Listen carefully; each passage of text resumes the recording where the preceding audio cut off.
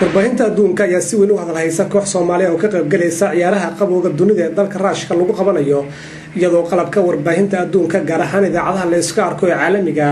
ay ku fogaan yihiin koox Soomaaliya u matalaysa ciyaaraha qabowga adduunka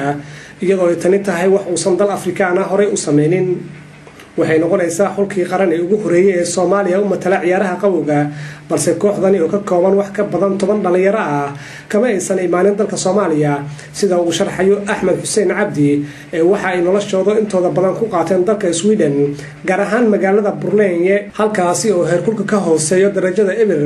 waxayna matalayaan Soomaaliya oo kamid ah wadamada ugu kulul adduunka iyaga oo ku ciyaaraya deegaanada ugu qabow adduunka barafkana ay ku dul ordayaan ciyaaryahanada waxayna u gaartahay wadamada qabowaha ee barafku ka dhaco sida aad ka arki kartaan kaamirada waxaa la xiranayaa kaba gaar ah oo lagu sanbirxanayo amba lagu saliinteynayo qofka aan aqoonin dheelitirka xarakaadka uu ku soconayo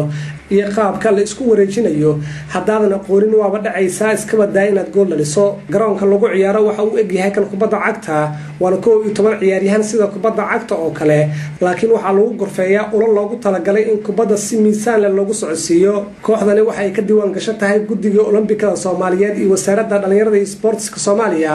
balse waxa aasaasay nin ganacsada ah u dhashay dalka Sweden oo lagu magacaabo Patrick Anderson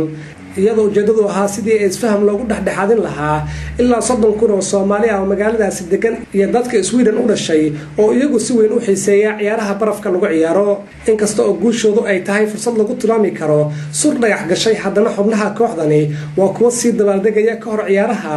iyaga oo isku haysta in ay yihiin horyaalka qaaradda Afrika ee ciyaaraha qabowga adduunka maadaama ay yihiin kooxda kaliya ee dal Afrikaana ka socda ee ka qayb galaya ciyaaraha qabowga adduunka. Next stop, Siberia.